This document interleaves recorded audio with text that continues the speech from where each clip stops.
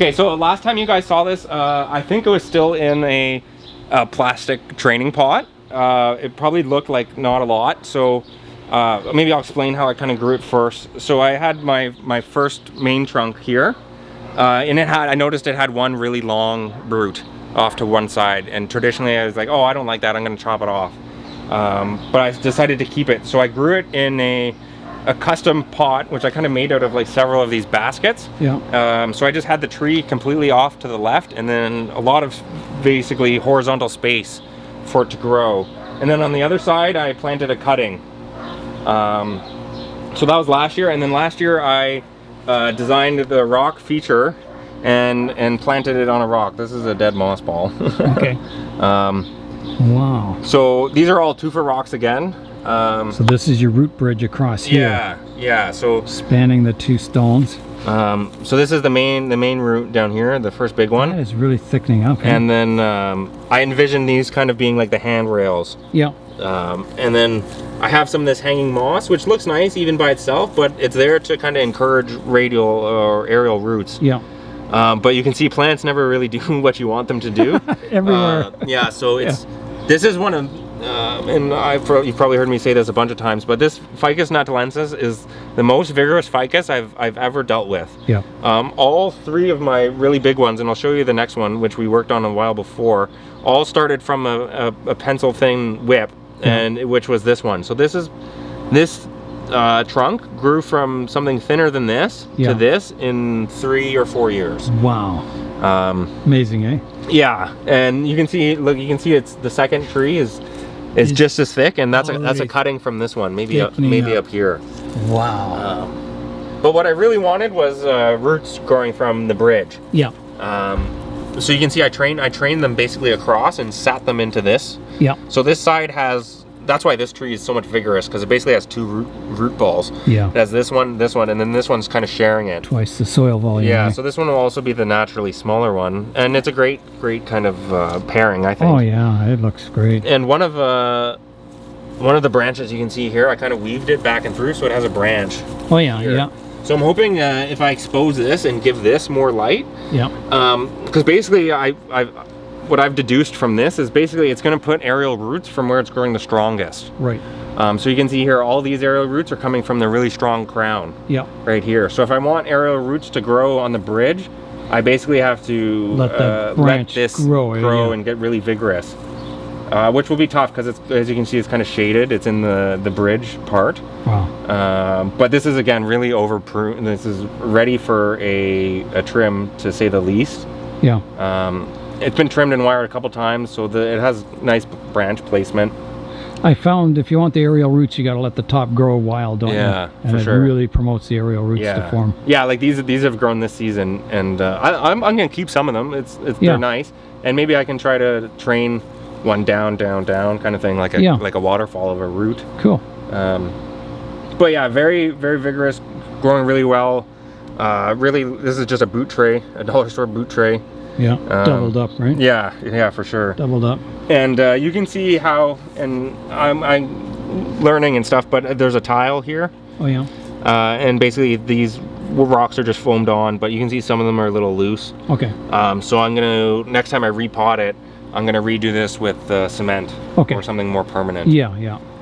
And I forget what this plant is. It's just kind of weird accent plant. It's not nasturtium, is it? I'm not sure. I don't know. I call it a lily plant, lily flower plant. Yeah, it looks like lily something things. like it. Cool. And then this is just another kind of nice accent plant. Thyme or something, or?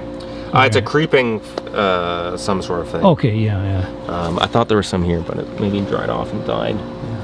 But yeah, so lots of really cool, really cool. Kind of unique, I hope. And I can't wait to see it in like 10, 15 years. It's gonna be, I hope I'm around.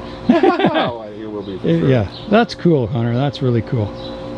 Yeah, quite a project. That's finally you're seeing the results. Of all your efforts. Yeah. It was really nice just putting it in the rocks, and I spent a long time arranging kind of the rocks, and like this is a nice natural flow of the river. Yeah. So I envisioned this like it would be landscape here. Yeah. And then I kind of like this. I may need like a little ladder in here because I kind of envision people coming up here, crossing the bridge, and then kind of going down here. Wow, that is going to be cool. But you can see again here, this is I'm a big fan of sphagnum moss. Yeah. This is planted in 100% sphagnum moss. Okay. There's several rocks here, and I basically made a rock pot. I see. And then it's a nice rock back here. I like this. You can see there's kind of like a jut there. Yeah. And that's going to pair well, really, when I start setting the branches and stuff. And there's a really vertical face here. Face there, yeah. That's amazing how they thickened up those trees, eh? Oh yeah. Wow. There are Vigorous lots of growers. water, lots of fertilizer. Well, that pot I made, that clay one, I'm hoping to put my ficus, my Natal ficus in that. I think that'll be really And nice. I think it's a little small right now, but I think 3 years it'll kind of fit the pot maybe. Very cool, Connor, very cool. Okay, so we'll put this back and then we'll pull out some other stuff. And, Okay. Okay, so these are 2 trees I recently got from Robert as well. So this is a multi-trunk guava. Okay. Strawberry guava, I believe, but it has a nice flat, flaky bark. Yeah. And I think like Robert has a really great artistic style. I think it's really already set with like this multi-trunk. There's a nice third one in the back. A little bit of dieback, but it's growing really strong now. So it's about time to get into my bonsai soil. Yeah. Just so I can keep everything. It's tough to manage when you have multiple soil types. Yeah. So I'll be my first move is to get it into something I'm familiar with, and then do a little prune. But you can see it's growing really strong. Yeah, nice small leaves. Yeah, I thought it was going to grow flowers. So I thought this was a flower bud, but it's not. Its leaves kind of come up that and then unfurl, and then these are kind of the newer ones. Yeah. So I wasn't going to prune it just because I wanted to see the flowers, but now that I know it's just more vegetative growth, so it's on the list to. I have do a prune. Common guava, and this is the strawberry guava, which I think has smaller leaves. Oh, okay. Yeah, I haven't really worked with a lot of guava. Yeah. But I was really attracted to the bark. I think it's nice, really awesome. That's really nice. Cool. Beside it is the edible fig. Yeah. I forget the exact. Caraca? Yeah, Caraca. But again, it really has a unique branch structure. Like this bottom one kind of grows up and then comes back down.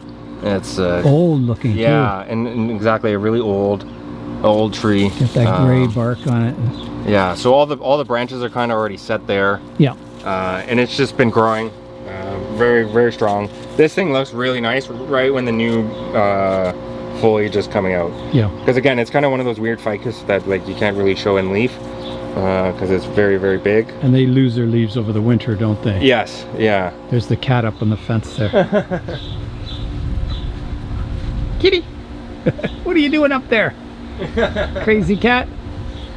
Sorry. No problem. Yeah, my cat's a popular guy. All the people in the neighborhood love him too. Oh yeah. Cool. Yeah, so those are 2. Looks great. That is fantastic. Yeah. So these are about to get worked on. Yeah. As soon as I can find some time. Yeah. Okay, so we'll move a couple more in. Yes, you have a lot to keep you busy, Connor. Yeah, it's a big collection. Yeah, it is. And I'm still finding. Like I'm sure eventually I'll find a couple species that like work well for me and you'll thin out the herd, but whittle it down to your favorites. I recognize that tree. Yeah. Wow, has it ever grown? Oh yeah, it's crazy. The basket's a good technique. Eh? Yeah, I'm a large proponent of the baskets. So this is the Ficus religiosa that Nigel gave to me. You guys saw the video of him working on that. Yeah. So I transitioned it into a smaller basket. It was in a little higher pot. Okay. So I think this is going to promote a lot of really circular root growth. Yeah. That was one thing I was working on was the roots. Yeah. I think I'd repotted it and did a lot of root pruning, and then it was just recovering. Yeah, exactly. Yeah, like so I didn't really do much. I basically kind of just slipped it into this. Yeah. But what I did do is I did a prune. So I want to keep this really small because I think it's an interesting challenge to grow a religiosa with leaves like this as a small one. Like I really like your micro wally tree there. Yeah. So this is going to be my main trunk, and I pruned here, and then I change the direction. So I'll prune again to change it back, and then I'll have 2 kind of branches. Yeah. So it'll be a low kind of broom or umbrella. Cool. Like tree, but it's just like this is all new growth since I got it from you, Nigel. Incredible, eh? Wow. Yeah. So they really like to grow if you leave them to it. Yeah. Beside it is another one of my first kind of ficuses. So if you come down low again, you'll see it's got a really fat base. Wow. And tiger bark, is it? Yes, yeah, or microcarpa. I'm not sure if it's a tiger bark. I think tiger bark is a species or a type of variety of microcarpa. Yeah, I'm not sure. There's just so many kind of. Yeah. So it's got a really fat trunk and some great short movement. So this is again my tried and true method. So you can kind of see here. So this was my first cut. So first cut, branch, trunk. Yeah. Second cut, branch. But so this is where I kind of screwed up. So I originally, well, it's not a screw up, but it just I was training all the movement to go this way. Yeah. So at my second cut, it was going to be branch, trunk. Yeah. And then after a couple of months and stuff, I was looking at it. I kind of really wanted the trunk to go back over. Okay. Because this is going to be a powerful branch. I see. So I made another cut here. So this is now going to be branch and trunk. Trunk there. Okay. And I'm basically letting this grow. All of it's in a growing phase. Like it's pretty leggy right now. But you can see this first branch is now getting really thick. Yeah, it's really developing, isn't it? So I'm gonna have to start really controlling this, bringing it back tighter. It's okay that it has a big first meaty branch because that's kind of like a tropical style. Yeah. But I really just got to let this top kind of grow out. I had some nice back branches here. They kind of died off. But once I make another cut here, this will explode in again. Growth, won't it? Exactly, yeah. You can do whatever you want as long as you let them get vigorous and then you cut them back. They'll sprout everywhere. Yeah. So again, this is all, once we're close to bringing the tropicals in, I do a big prune there just because for space reasons. I know. Cool. Okay, so a couple more and then we'll move on. Okay, so for this first one on the left is a kind of unique tree, and I'm doing kind of a unique thing to it. So it's a cascading Natal plum. Okay. So I think you have a couple of Natal plums. Yeah. This is the kind of cascading version. So this is from Chris Hendry. Wow. And I kind of started it the same way I started that Barbados cherry. Yeah. So I got it in a regular bulb pan, just a pot. And it was kind of hanging over in a kind of cascade style. So I teased out the roots and then I lined them all up and put them in this hose, air hose or semi-flex hose. Yeah. And then I kind of bend the hose into the way I foresee the trunk. Yeah. And it's kind of being held up. And this is the exact same method I used for the Barbados cherry. So I have like this L bracket for like a closet or a shelf. Yeah. So that's maintaining most of the weight that's under the soil. And for a while I was only watering from the top. So I watered from the top and then it would produce roots down to the pot, the plastic training pot. Yeah. Now I'm only watering from the bottom. The bottom. So that's forcing the roots to grow down into where they know it's wet. And I haven't checked. Yeah. You're looking for new roots. Yeah, maybe we'll do a little digging to see if there's any roots in here. Yeah. There may not be. Like this is a big tank. How long ago would you have started this, Connor? Oh, nice. We do have some. So this is probably 2 years, I think. Okay. Under 2 years. So it's starting to grow down. Yeah. There, right? So you can see them. They're now coming out of the. Wow. And that's great news. Yeah, that's exciting. So I kind of just did this on the fly. So that's great. So they're going to start vigorously growing into, because now they're going to just explode when they get into here, and you can kind of already seeing that doing that. So I may have already been able to tell just by looking at the foliage, but like look, that's a really strong new piece. Yeah, lots of new green. Yeah, it looks, if you compare it here to the new growth, it's like twice as vigorous, isn't it? That's great. So obviously there's just a big mass here. Like it's gonna be like this weird cascadey, very cascadey, waterfall-y tree. So there's a lot of. There's like, you can see there's one nice kind of main trunk here. Yeah. That could kind of go down and be the other one. And then basically I'll just make other little pads with all of them. And it'll be nice. You got exactly like to work with Barbados cherry, I don't know what this growth is. That looks like a thorn almost, eh? Yeah. I don't know, I've never seen that. Have you seen those in your Natal plums? No, I haven't. I don't know. Strange. Unless it grew fruit on there and fallen off. But it looks like a thorn, doesn't it? Yeah. Maybe fruit will come from the base of that or something. Maybe a viewer will tell us what's going on. I've never seen that before. Yeah, I'll look for that on mine. I don't know. Cool, Connor. So next to it was an early tree I had, one of my first trees again. Yeah. It was just an old house plant. It's quite an old Bougainvillea, not the pink pixie variety. No.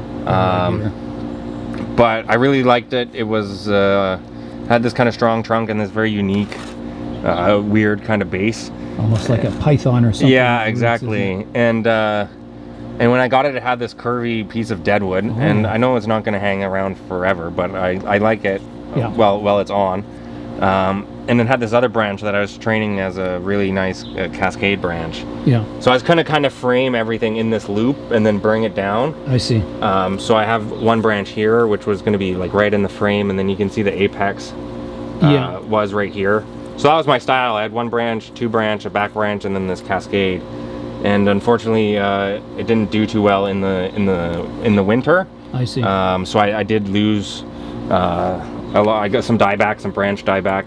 Unfortunately, I lost most of this, but you can see the branch itself is still living. Maybe only died back to about half. So you may get something to continue growing in the future. Yeah, so I could probably keep the style that I want, and just I kind of have to regrow it. Work with what you got. But yeah, so I'm glad the tree is alive. And I haven't done much, so you can see there's a lot of kind of suckers. Like I don't really want, like this is a bad, like it always grows branches here for some reason. Yeah. So yeah, I've just been letting it grow to kind of recover. Yeah. And it's gonna go in the pot. Maybe I'll run and quickly go grab it, but I got a pot from Isabella as well for this tree. Cool, okay. Yeah, so this is, I think it's just gonna go awesome, so let me move it aside. Okay.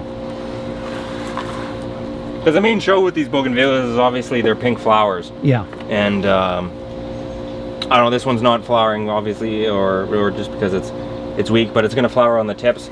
But I kind of have it in a just kind of a generic gray or brown cascade pot, about kind of the same size. This one's a little stouter. Yeah. But I think it's gonna match it really nicely. I think that's especially gonna when look it flowers. much better. Yeah. That's nice. And that's, Isabella said that's a clear glaze on a white clay pot. Yeah, which is really unique. Which is cool. I've never kind of seen that, but I really like the white. The white finish, and then the nice hand-built feet and stuff. Yeah. That's gonna look really good in that pot. I'm very excited. Because you've got those kind of gray tones in your trunk. Yeah, and it's very light. Everything's very light. What's those birds? Very cool. Yeah, so you can see there's some root rot here. Oh yeah. So I've been dealing with that for a little bit. It's not. It could be. It's still foamy, but yeah, these bougainvilleas they don't really hold on to their wood very well. No, dead wood rots away. Yeah, fast. like I could break this very easily. I'm just gonna try to keep it as long as possible. Yeah, because it's pretty cool, isn't it? Oh, cool, Connor. So give us a sec. We'll pull out a couple more, and then I think we'll move on to the last couple benches. The final here. row. Yeah. Okay. Okay, hey everyone. So we're back. Pulled out a couple more trees from the tropical bench. So this is my tropical pride and joy, the Ficus rumphii. So up until the last year video of this series, I was calling it a religiosa. Incorrectly, I thought it was just a weird variety with the smaller drip tips. But thank you guys for pointing out and identifying it. So it's great because there's not a lot of them around. These rumphii here in this part of Canada. So it's growing super strong. Not a lot of aerial root growth, or a couple. So you can actually, here's a good one. So here's some new root growth over the rock, which is cool. The rock needs a little bit of cleaning. So if I was going to show this, try to get rid of all that algae. But the pads are really coming in. So yeah. When I got this, I'll send Nigel another photo so you guys can see this a before and after. But here's some of my big cuts here and here. Healing over nicely, aren't they? Yeah, so this is really, check out this one. So this is the new leader here, and that's really thick and almost completely healed over. Oh yeah. So I use this kind of crappy cut paste. I'm not sure of the variety, but I don't recommend it. Okay. Because it's more like a glue. Well, you can see here that like I thought it was supposed to lift off. So I thought cut paste, like when the callus starts forming, I thought it would lift off the cut paste naturally. But you can see it's kind of like scabbing on. Yeah. And it's still kind of this gross, ugly orange color. So I'm not sure how I'm going to get rid of it. Right. wire or brush just- it maybe yeah, or something, or leave it for longer. Yeah. But anyways, this was again a legacy tree. So this is not, I did not grow this tree. I've only grown the branches. So the trunk and the root over rock, it's already been in bonsai culture for several years. I'm not sure exactly. It's from the Ottawa region, a member of the Ottawa Club. Yeah. So I did a couple major prunes like that, and now I'm just working on the branching. So you can see I got a really nice kind of tighter piece of branching here. Yeah. So you can compare this little tiny inner leaf to the unpruned bigger ones. Yeah. The more vigor, the bigger the leaves. Yeah. So you can see like some of these runners are really long. Yeah. But it's a very vigorous tree, and all of these cuttings will take if I strike them. Yeah. And you can see the canopy. You gave me a cutting off this tree, didn't Yeah, yeah. So that's a weird one that has like those 3 branches out of it. you? Yeah. But yeah, just growing really strong. I have all the branches in place. I think the branch structure is set and is coming along. So now I'm just working on the refinement. Yeah. So you can, if you Nigel, you come up from the top front here. Yeah. You can see I have like kind of 4 thicker branches coming yeah. from this. So if I was to prune this, I'd definitely keep 2. I'd probably keep this one because it's at the tip. Yeah. Get rid of this one, it's really thick, and prune the 2 back down into really tight pads. But that's something, again, you can do it any time in the summer when it's hot and sticky like this. Yeah. But just by the time I get to it, it's probably going to be before it goes back inside. Yeah. Which is, it has its pluses too. Yeah, it gets the maximum growth over the summer, doesn't it? Yeah. It's bigger. Yeah, you get the whole season out of it. If I was going to try to put it in a fall show, I'd trim it earlier. Yes. To get that, like how you did your timelines with your Sarissa. I think that's really important kind of do with all your trees. Yeah. That like once they're kind of show ready, you kind of start working that timing down, because that's very important. You're not gonna. Yeah. It makes a big difference in the show. Yeah, you want to know when it prunes, when it's looking its best after pruning, and yeah. Very cool. That's a nice tree, Connor. That's just beautiful. Yeah. So beside it, here is the that variegated hibiscus that Nigel and now Zin have some of. So this is the parent tree. Yeah. And you guys can see like it's quite thick. Very cool. And this was, I started this from a cutting that was about the same size as Nigel's cutting. Okay. This is like looking in the into the future. Yeah, exactly. And I think that was only 2 or 3 or maybe 2 to 4 years ago. Yeah. So they grow just incredibly strong. I was surprised how fast mine's growing. Yeah. So like this is. Especially once I got it in bonsai soil, it just took off. Yeah. So you can see these are really long extensions. Yeah. Growing really strong. It kind of it's all clip and grow, kind of like a umbrella style canopy with a lower branch. It kind of reminds me of your older hibiscus, Nigel. Yeah, yeah. It does. Now your leaves are greener than mine, and that must be to do with the light placement, eh? Yeah, yeah. So because I have kind of red tips on mine now. Yeah, there's on some of them, but like any kind of leaf with any kind of foliage color or variegation is all really dependent on the amount of light. So you can see here, this is a Shiraz Japanese maple. Okay. And it's variegated, but it's supposed to be pink. So it has like a pink variegation. It looks like this. I see. But you can see the leaves that are deeper. Watch out, there's a little pile of poo there. Okay. The leaves that are deeper, that are more shaded, are more green. Definitely green. You don't see so this should be getting more light. This should be all pink kind of thing. Yeah, I can see some pink tips here. Yeah. Yeah. But it's growing healthily, and this was another one, Nigel, that got ringed by something at the nursery. Oh yeah. And it was a freebie. Really? Which is nice. Yeah. So you can see it. This one was completely ringed, and it bridged actually. So you can, if you come on this side, you can see the bridge right here. Oh yeah, I see it. So it's basically only a strip. Sort of. Yeah. 15% around. Yeah. And you can see like all of the energy from this is channeling through this one kind of road, so it gets really thick. So that's not, it would never make a bonsai like that. So you would air layer branches off? Yeah, yeah, exactly. Air layer the trunk. Air layer the trunk. Or like this is just a garden tree. There's no, I'm not really bonsaiing this. Yeah. But on that kind of note, this is one that I am trying to bonsai. Okay. And this is my basket style air layer that I was talking about before. Oh yeah. And you can see here, you can see the roots coming through the basket. Sort of like almost a ground layer, isn't it? Yeah, it's very similar.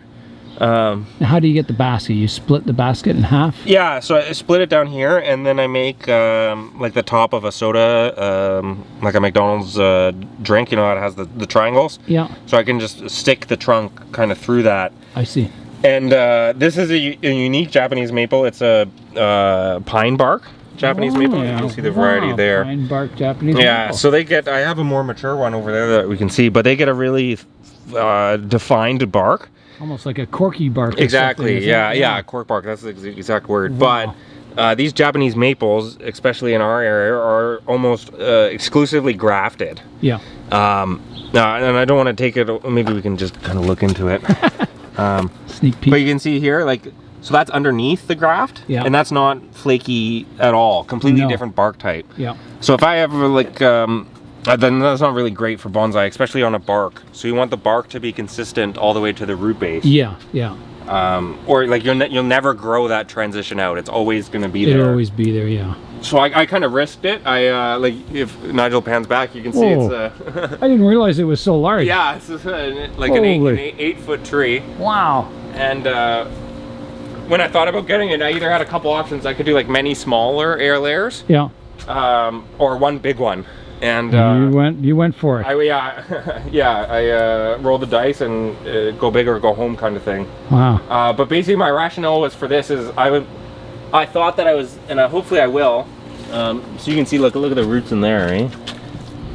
Well, it's hard to tell the sphagnum from the roots, but I see them. Yeah.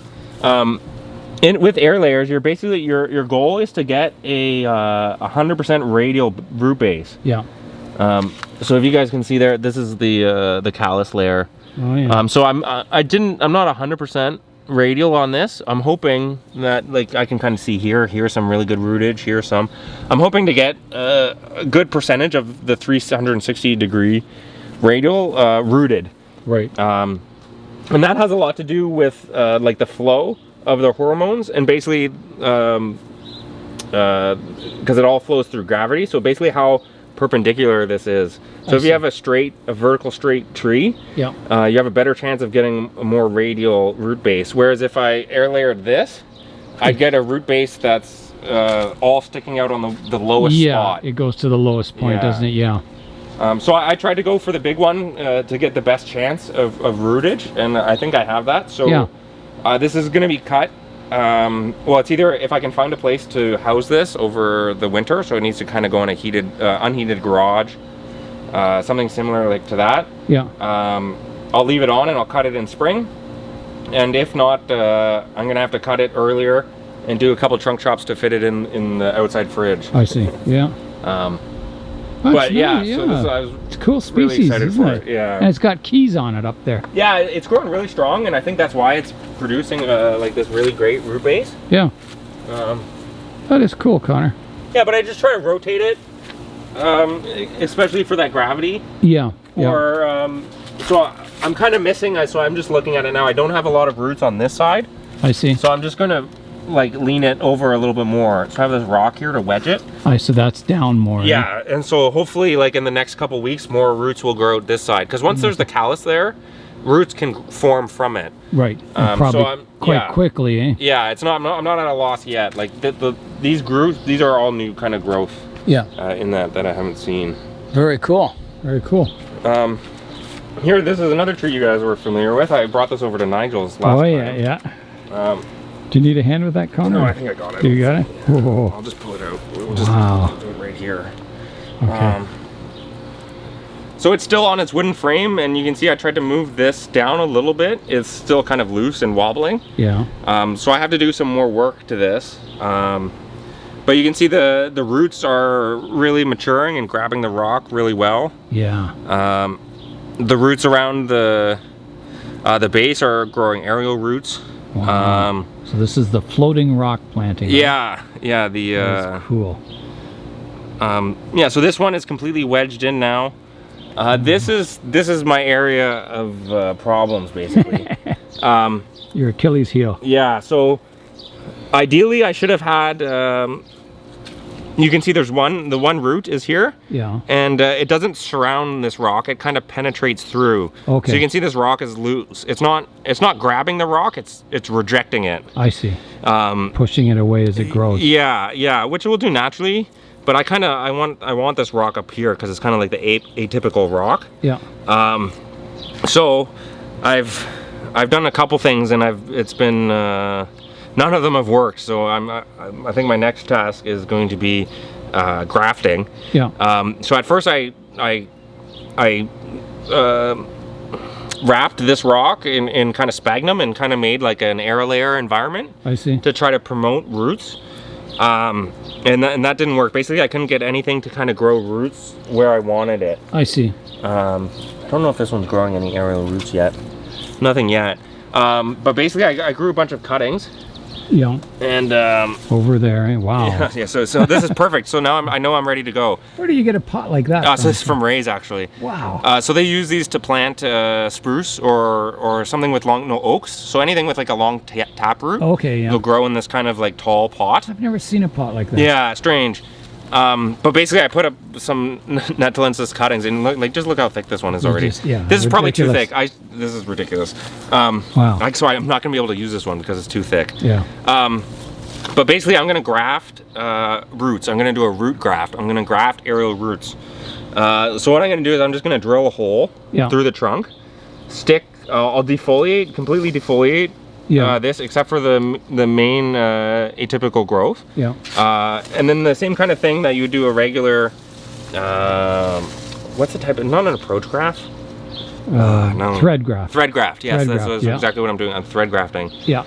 So normally when you do a thread graft, you cut off the roots. You're doing the opposite. You want to keep the foliage. Yeah. This time I'm going to thread graft, and then I'm going to wrap the roots around this rock. Yeah. And then continue them into the main root system. I see. And then once they're fused into this, then I'm going to cut off the vegetative other side and just keep the roots. Keep the roots. So what I'm I'm trying to air layer, or no, sorry, thread graft roots, aerial roots. Yeah. There, that was a so mouthful. It's like a root grafting, but up in the air. And kind of thread grafting. It's so that's why I have them in these long pots, because basically I'm going to stick it up here. Well, you can see the roots growing out the bottom already. So that means it's ready to go. So hopefully I can do this soon. Well, that'll be cool. That'll work, I think. Yeah. Something has to work, eh? Yeah. Well, it's coming along. This concept is again becoming reality. Yeah. Interesting. So I think last time you guys saw it, it was probably coming out of one of those air tubes like I showed you on the other one, and we were removing some moss, I think, and exposing some of the rocks. Yeah. So now you can see most of the rocks are completely exposed in place, and this is this cool. is the only one I'm having kind of troubles with, this upper one. Yeah. All the other ones are really solid in place. Yeah. And then so once that's ready, I'm basically just waiting for the roots to hold themselves up. So you guys saw it's kind of still leaning. Yeah. And it's really heavy right now. There's a lot of foliage on it. But eventually it'll strengthen up and stay up all by itself. It'll defy gravity, won't it? That is cool. I'm not sure what these guys are. I just use them as little accent plants. They kind of look like your fern. I think they're asparagus ferns. Yeah, but do you get roots like that? Yes, I do. Oh, okay, yeah. And then these are probably over potted, obviously. Yeah. Just breaking out of it. Yeah, they store water in that for drought. Well, that's why, because like that must be why, because like I don't water this a lot, but it's always fine. Yeah. And it's like, I guess because it's in this tiny pot. When it rains, it would store the water in those bulbs. Because if you don't water it a lot, the bulbs, they'll dry out and shrink so down. does this, like maybe you can feel it, is this kind of, that seems like it needs water, right? Yeah. Okay, yeah, they'll puff up really firm. And then here I have like a bunch of different colors of lantanas. Nice. So I really like this white one. Yeah, I've never seen one like exactly, that. A white that lantana. Is cool. And lantanas, they just smell so nice. They're one of my favorite and the flowers. Multicolored flowers are really cool. Yeah, so this is like a red and orange one. There's Kitty. Hey, Kitty. You be careful there. Don't step on any trees. He never knocks over a tree. Oh, good. Look at him. He'll wind right through there. He always finds the path of least resistance. Cool. Yeah, so some lantanas here. Yeah. These are just a cutting tray, so this is another. And do they flower all summer? Or? Yeah. Yeah, pretty well, eh? Yeah, they're like, well, they're annuals here, right? So they're grown Okay. But when you if you bring them in and treat them like a tropical, you can get year-round growth from them. Okay. Hong has a really nice one. You've probably seen on our I've seen that. social That's media. awesome. That's, I think, probably the best one I've seen this far north. Yeah. But they're like down south, they just grow like crazy. Yeah. They're very vigorous. You can get stumps of them. I'm really jealous. They look really awesome. Yeah. Cool. I know John Naka had a famous one. Yeah. Wow.